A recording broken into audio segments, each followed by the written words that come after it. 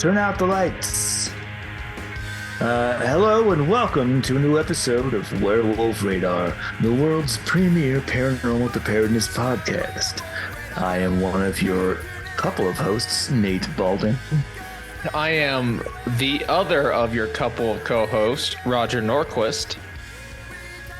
And we are brought to you this week by Monstroco Brand Vacation.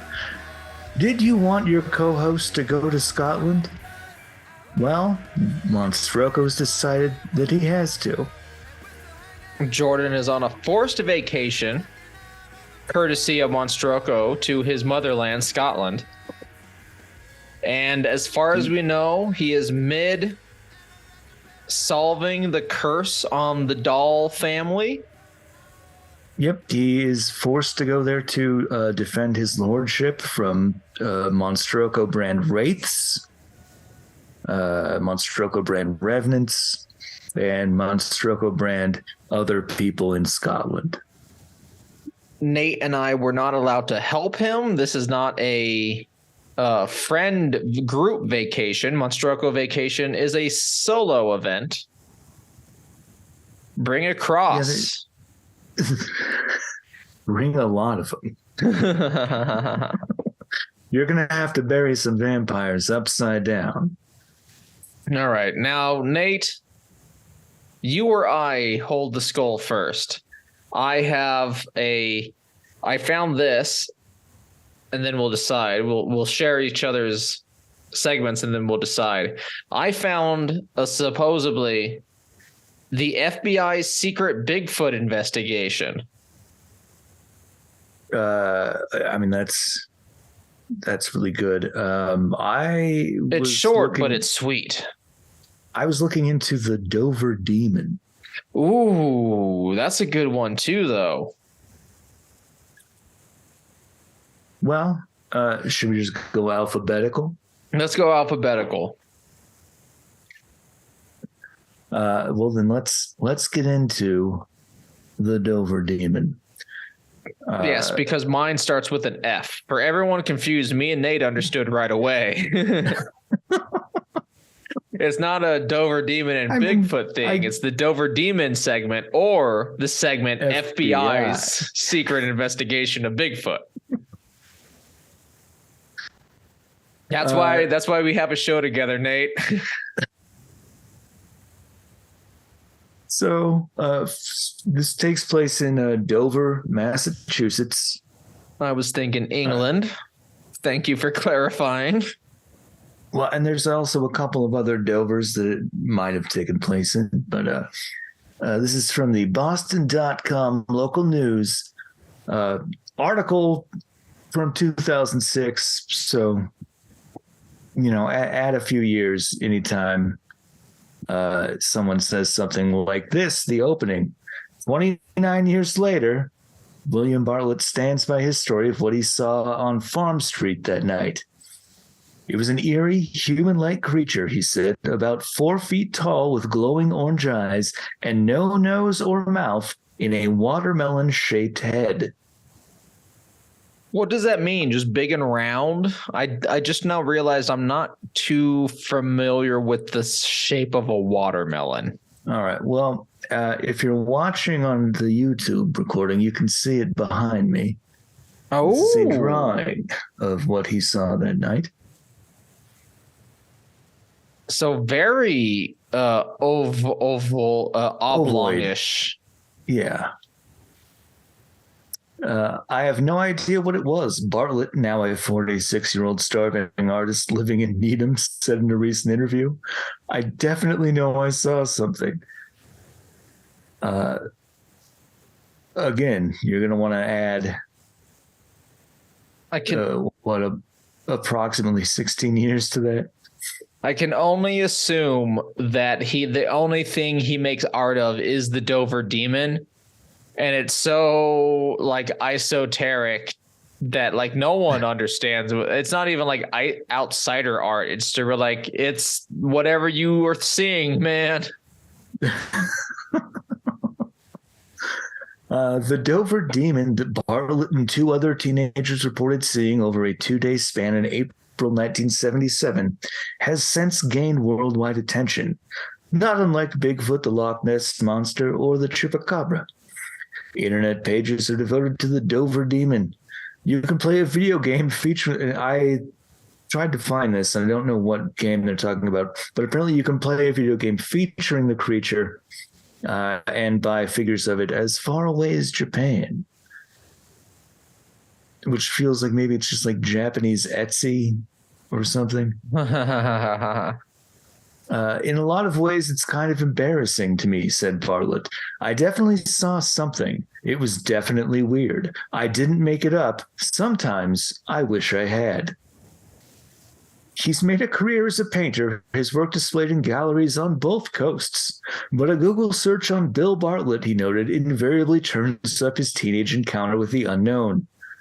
Once his wife, Gwen, browsing the horror section of a bookstore, flipped open an encyclopedia of monsters, and there was an entry about her husband and the Dover Demon. It's been following me for years, Bartlett said. Not the creature, the story. I dread every Halloween getting calls about it. Man, like the rest of the year is phenomenal. You know, the holiday party rocks. The New Year party's phenomenal. There's nothing else for the rest of the year. And then he's Halloween. He's just hanging out in his garage, making pictures of probably monsters. I did find supposedly there's a 2023 video game that is called Cryptid Crew. All right. Is it like a Phasmo type thing? It is not very well. I think it's still being made. Okay. But Marlon Dunn voices the Dover Demon. All right. I don't know who that is. I don't think anyone does, but perhaps we'll make him famous. Or she, Marlon, can be a whatever. It's a unisex name. I think. On April 21st, 1977, Bartlett, then 17, was driving along Farm Street around Tempe. There's a lot of references to like local areas in Dover, Mass here. So if we got any Boston listeners, let us know. Yeah. You know where it is. Hit us up on Twitter, twitter.com Werewolf Radar. At around 10 p.m., when he said he saw the creature atop a broken stone wall. 2 hours later, according to news accounts from the time, John Baxter, 15, was walking home from his girlfriend's house when he got within 15 feet of the creature along a creek in a heavily wooded area along Miller Hill Road. Midnight the next night, Abby Brabham, also 15, was driving home with her boyfriend when she spotted the creature sitting upright on Springdale Avenue. The drawing, which we've referenced, made by Baxter, showed a humanoid figure with large eyes standing by a tree. Bartlett's large-eyed creature crawled with tendril-like fingers across the stone wall. And he wrote on the sketch, apparently, at the time, I, Bill Bartlett, swear on a stack of Bibles that I saw this creature. Dude, you can make it out on the background. This is why you just watch the YouTube. The podcast is fine. It's our main baby. Thank you, only podcast listeners. But that is a hilarious note to see on a sketch. Yeah, like, well, because it's also very earnest. Like, I trust that person to be like, I know this looks fucking crazy, but I swear. He was driving with a couple of friends, and I think that they didn't see it. And he was like, did you fucking see that, everybody? And they were like, no. What are you talking about? They're probably making out. And I think maybe. But I think immediately he had to be like, no, I'm not crazy. I just saw a fucking monster. And also, apparently, if you look at the locations of the sightings on a map, they're in a straight line over approximately 2 miles. And all were made in the vicinity of water. So this could be a weird water creature. Or a very thirsty land creature. No sightings were reported since, though Bartlett says a weird experience a year later left him wondering if he had ever returned visit from the creature. The following year, he said he was parked in a car with his girlfriend when he heard a thump on the car. He noted a small figure leaving the scene. He remains unsure who or what banged the car, though it could have been a youngster playing a prank. Farm Street on a recent evening could have been a modern-day Sleepy Hollow with woods lining the fieldstone walls, and what little light there was coming from was from the moon. Since at least the 17th century, the vicinity, and this is actually the interesting part about it, since the 17th century, the vicinity of the second oldest road in Dover has been associated with strange occurrences. Interesting. In his 1914 town history, Dover Farms, Frank Smith writes of Farm Street. In early times, this road went around by the picturesque Polka Rock on the farm of George Battelle, which was called for a man by that name of whom it was remembered that amid the superstitions of the age he thought his satanic majesty as he was riding on horseback by the secluded spot. The location has long been looked upon as one in which treasures are hid, but why anyone should go so far inland to hide treasure has never been told. However, there have been times unmistakable evidence of considerable digging in the immediate vicinity of this rock. So a guy before 1914, by some time, possibly spotted Satan riding a giant horse, and a bunch of other people thought there was hidden treasure. I mean, why? I get it. Why would the devil be there if not to protect this cursed treasure or this treasure of Satan, which I could only assume would be skulls? Yeah, probably. With like really cool piercings and maybe some face tattoos. The skulls? Yeah. All right. Yeah, they stick with your skull if you do it right. That's why so many facial piercings involve a fucking drill and an 8-inch drill bit. This is when, of all people, Lauren Coleman starts to show up. Lauren Coleman, of course, the famed cryptozoologist. Okay.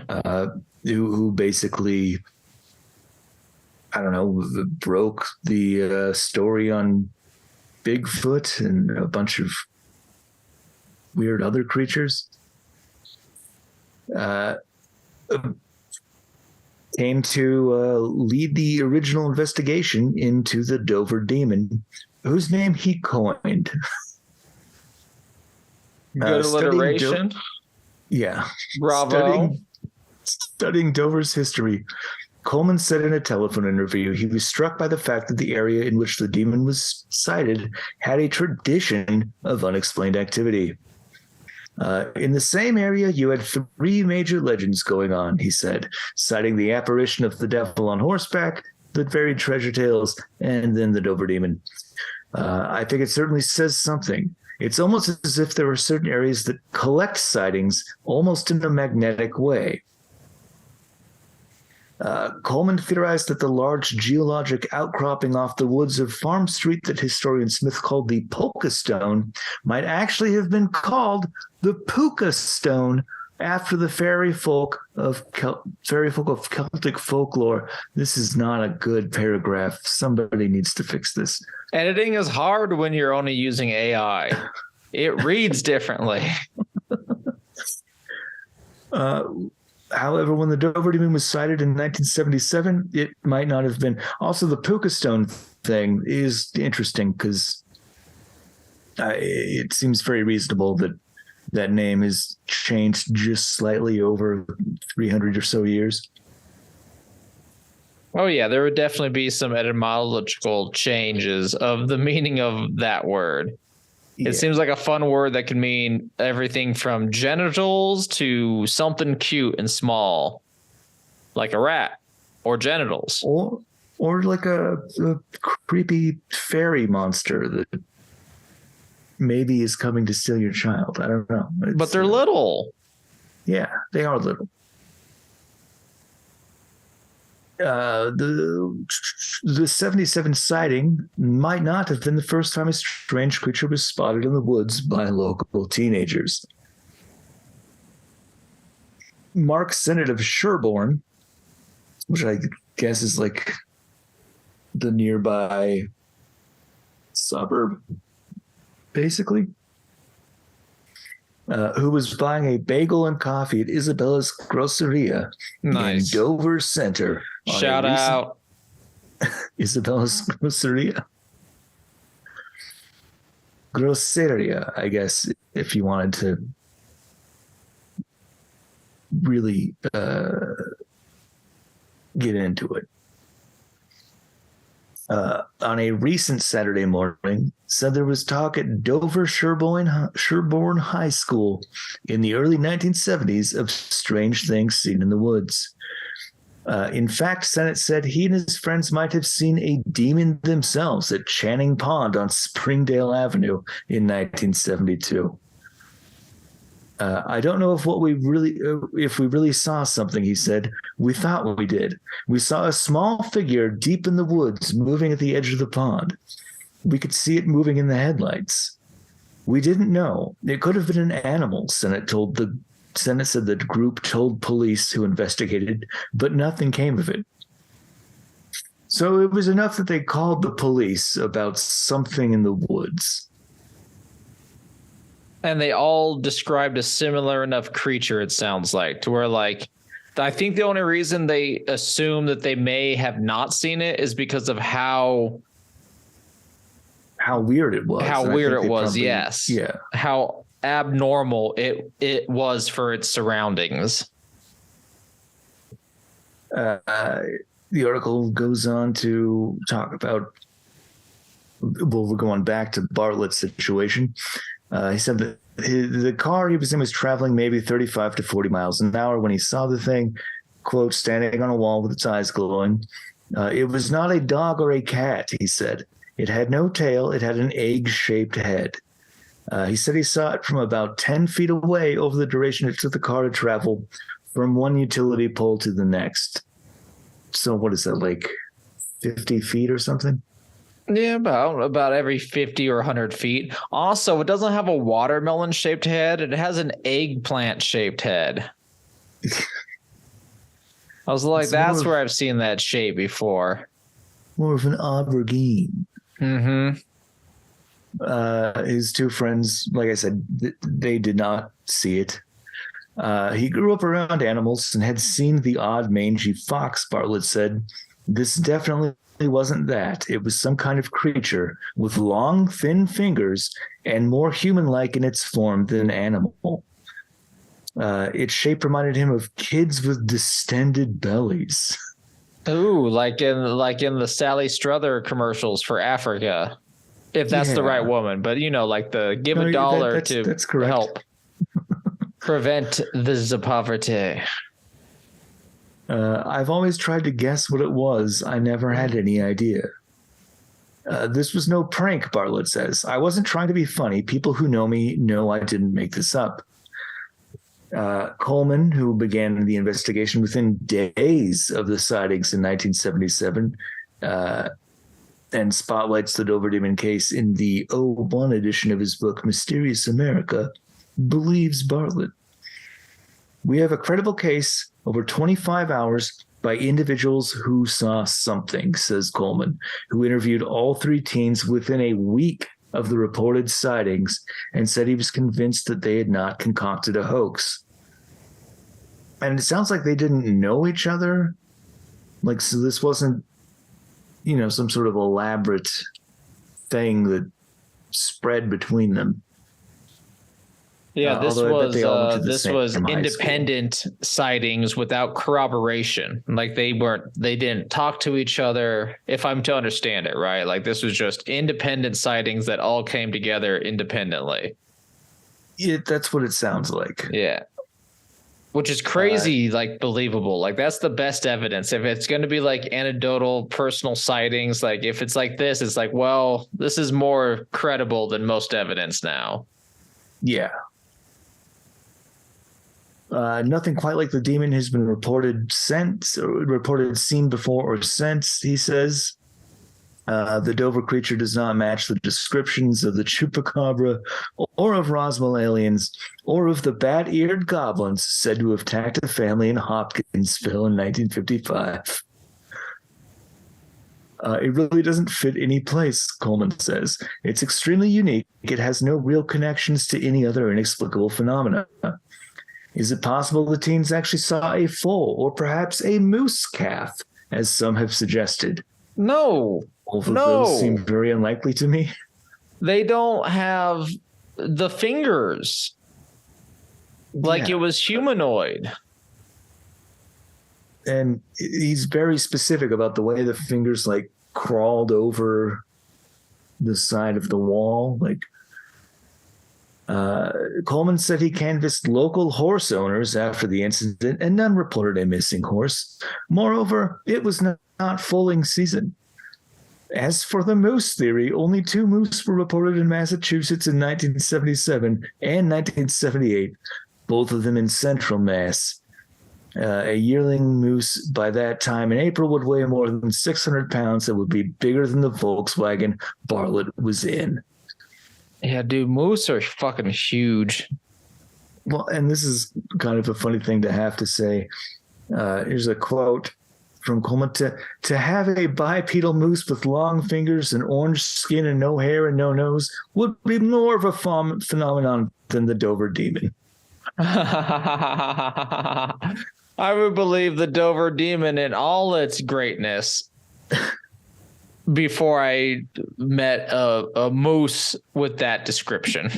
With basically no face. It's okay to say we don't know, said Coleman. I think the Dover demon's mystery lives on. It's an unknown phenomenon whose fame is stretched worldwide. And I think Dover should be very proud. In Dover, a quiet community dotted with horse farms and one of the richest towns in the state, people are still not quite sure what to make of the story.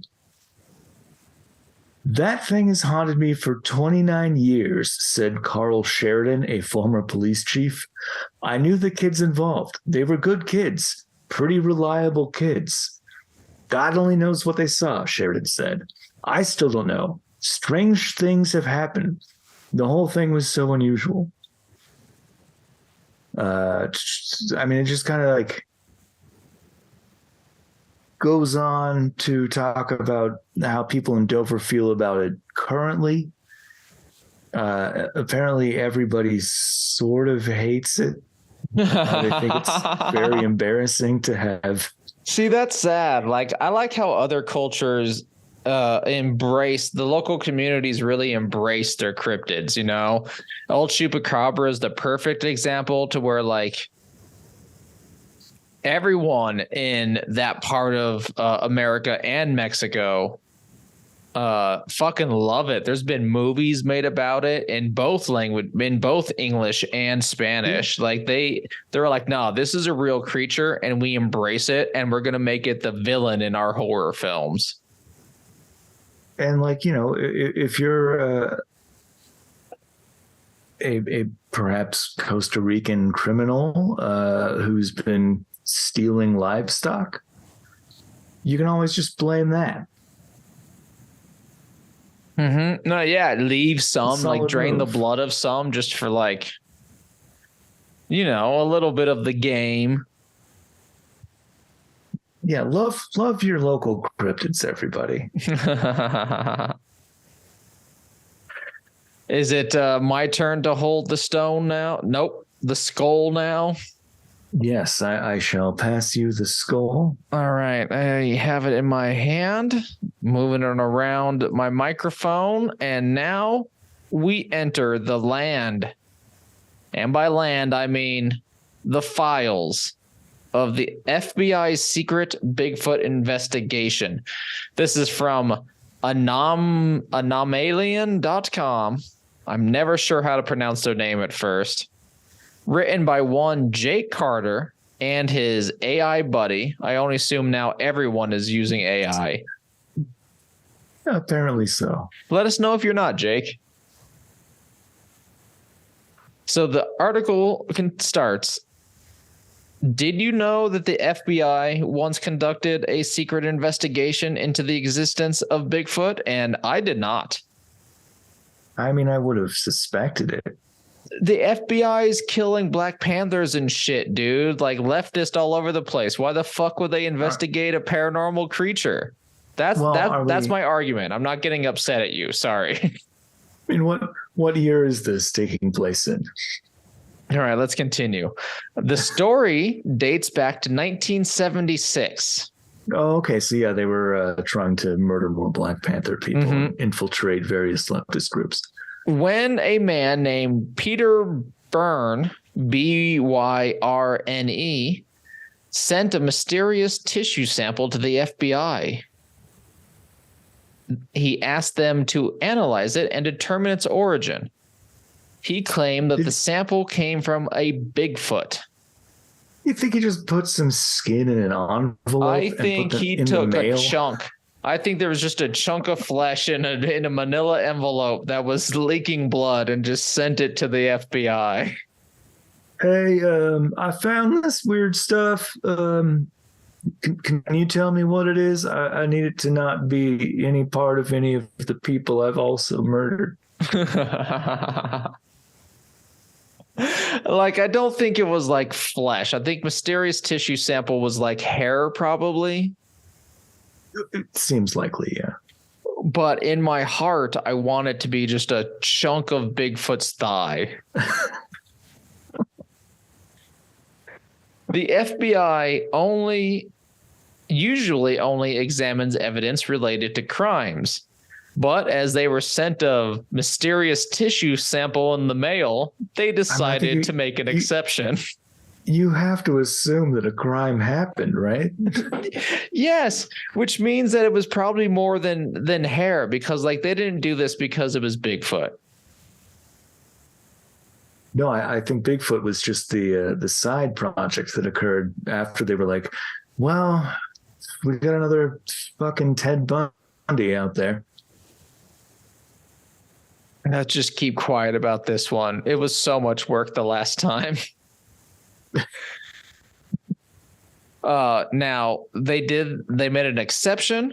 Perhaps they were curious about the legendary cryptid, or maybe they wanted to end the speculation, or maybe they thought a crime had been committed as a mysterious tissue sample was sent to them in the mail. They did test the sample and found that it was from the deer family. So not even a weird crime. If anything, it would have been poaching. Right. However, they did not disclose their findings to the public and kept this information classified for over 40 years. I could see, if it was just deer to where like, we don't need to tell anyone about this. This is nonsense. Well, or are they saying that it's from the deer family while they did some side stuff? They maybe did some side stuff. In 2019, the FBI finally released 22 documents from their records archive revealing their Bigfoot research. The documents show that they had received several requests from Byrne and other Bigfoot enthusiasts over the years. However, they always declined to get involved. The only exception was the tissue sample that Byrne sent them in 1976. Which once again leads me to think this is more than hair. I think Byrne sent him a piece of flesh. Yeah. He had part of a Bigfoot. Like maybe grilled. Maybe there were traps out, and like for whatever reason, let's say the deer fell into a trap sideways and it just took some flesh. Yeah, I mean, that makes plenty of sense. That's my I'm sure best the guy's guess. a hunter. And would be the only reason why the FBI would do this, because once again, they thought a crime had been committed. Yeah. Now, the FBI's Bigfoot investigation may not have been very conclusive, but it shows that they were willing to consider the possibility of an unknown creature roaming the woods.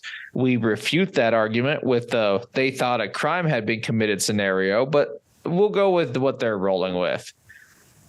It shows that there is still a lot of interest and mystery surrounding Bigfoot, even among the most skeptical and authoritative institutions. Now, some people believe that the government would never admit the existence of Bigfoot, as we here on Werewolf Radar also agree with, or any other cryptid, even if they have proof. Dover Devil, Chupacabra, the Gray Men of San Francisco, or of the LA Hills or San Franciscan Hills.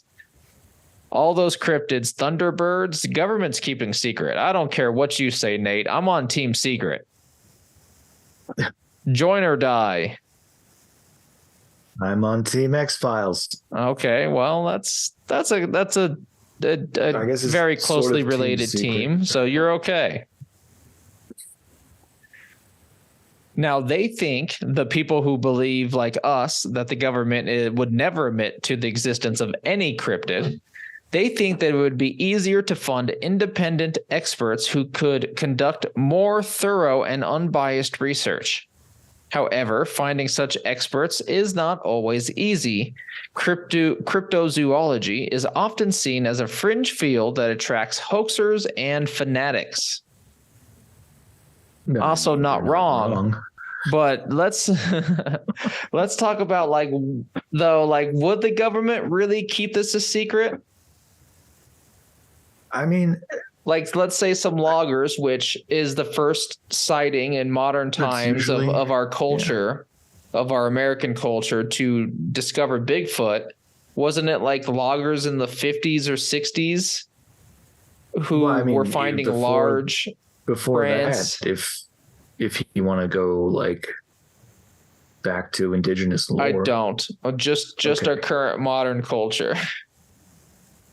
It was definitely, there were loggers who were finding all kinds of crazy shit. So the only reason I can even think about is if a bunch of loggers killed a Bigfoot, so the government had to keep it quiet that they killed the last great ape of North America. Because there would be no reason for the government to hide that information. It's not like alien disclosure to where the aliens are like, by the way, Jesus was an alien. Your religion's a lie. That's stupid. Or makes way more sense, despite how stupid it is, versus this, to where the government's keeping Champy to itself. In a cage somewhere? Yeah, Am I missing something? It feels like this would be celebrated information. Yeah, we have the only cryptid. It's the atomic age. America has ended the line of the Bigfoot.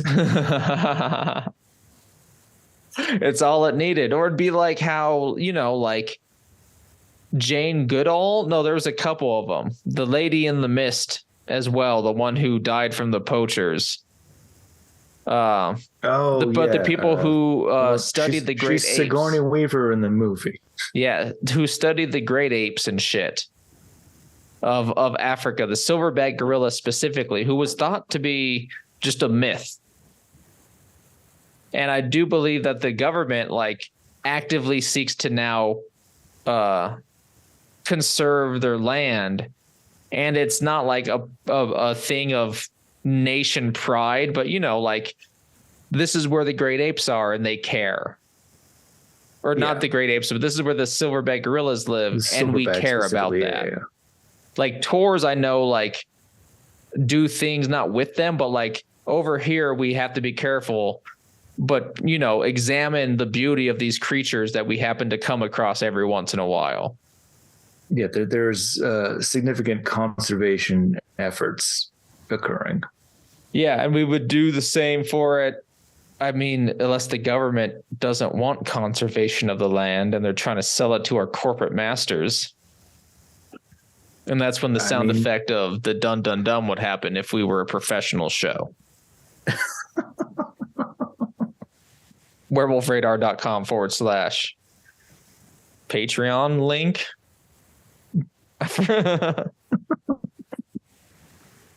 I honestly can't imagine a situation unless maybe the Bigfoot actually are some sort of alien species or something that's been dropped here by them. Yeah, you're talking the interdimensional Bigfoot, the alien Bigfoot, the Bigfoot that's the guardian of 94 different Earth-like planets. Exactly. Then maybe they need to maintain a secret, quiet peace.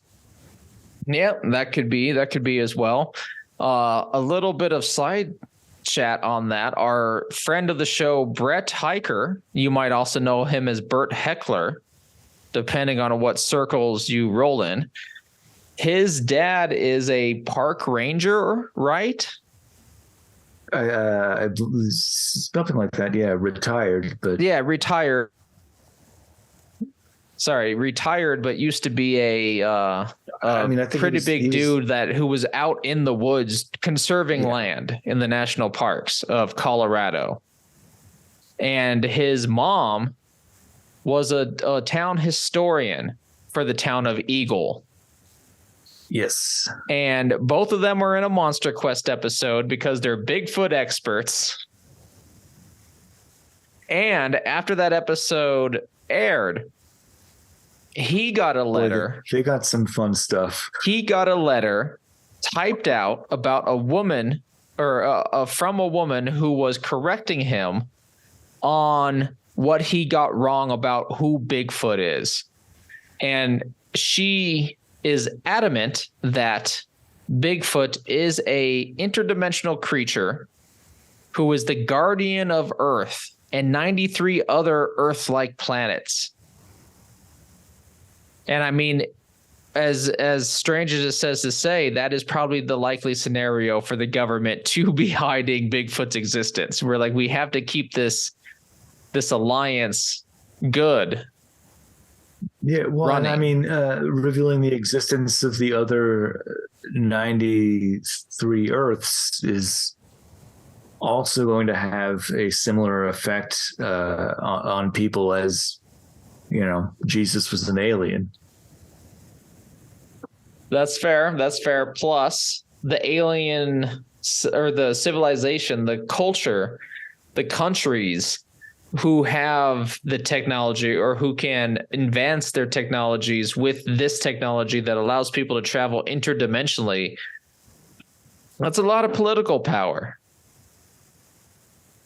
It's true. Where are we now in this article after that long tangent about government secrets? Now, some people believe that the government would never admit the existence of Bigfoot. They think that it would be better to fund independent experts. Now, many scientists and professionals avoid talking about Bigfoot, not our friend Bert Heckler's parents, though, or other cryptids for fear of losing their credibility or reputation. However, one of the few exceptions is actually someone who we talked about, Jane Goodall, who is a renowned primatologist. You might have seen her talk at TED Talks or just in very or in a lot over of the course of the last 50 or so years. Yeah, she's been a proponent of this for a while. PBS all the time. She went on talk shows and discussed Bigfoot's likelihood. And she very much is open to the idea of Bigfoot's existence. She says truly that if the evidence is there, then that is what the conclusion is, like if all this is legitimate, like who is that other doctor? Dr. Meldrin? of the University of Washington, I believe, who has, I think, the largest collection of Bigfoot prints in the world. And these are like legitimate, like dermis layers, like layers that you can see on tracks that are legitimate. Like he has like proper prints. A lot of evidence for Bigfoot. Jane Goodall said that she has heard stories from indigenous hunters, and we can now bring them up, Nate. Okay, now it is their turn.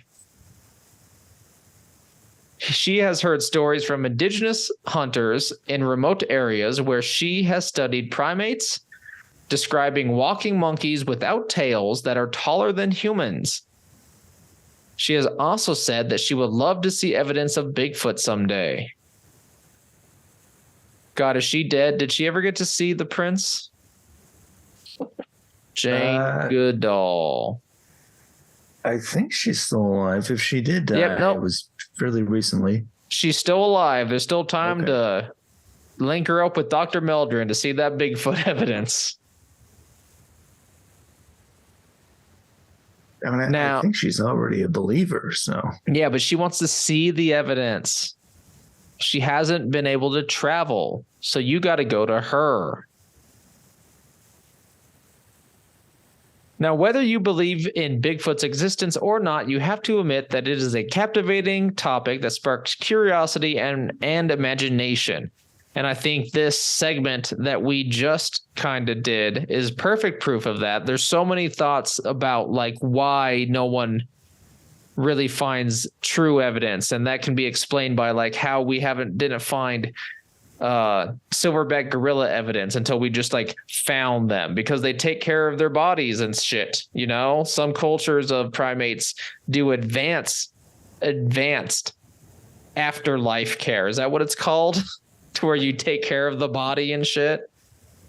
Oh, you mean like a burial or some sort of ritual graveyard or something. Movement. Yeah. But there's all those reasons. There's the reasons why perhaps the government is keeping Bigfoot and other cryptids a secret, because it involves interdimensional or even extraterrestrial alliances that cannot be broken, and they are working with or in conclusion with on various projects. My imagination goes wild when I think about Bigfoot. And I think that has to do with the phenomenal Bigfoot movie, The Missing Link. Made in 1977 or something. I don't know what the film was actually called, but anyway. Sure. Just like El Chupacabra, there's been countless Bigfoot Legend of movies. Boggy Creek? Maybe. It involved there was like a researcher like Jane Goodall just found Bigfoot, the missing link, and she was like bringing him around to all the universities, and then he had too much society and had to escape back into the woods. Oh, I think that's Tarzan Legend of Greystoke. It is not. But if you know what it is, check us out on our Twitter. It would really help out my mind.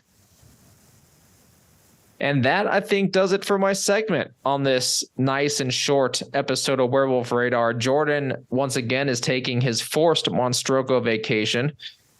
I took mine to the steam caves of Glenwood, and I just barely escaped. I was in there for 2 days just sweating, no food and no water, and I just barely found a crack large enough for me to scale through and made it to the surface.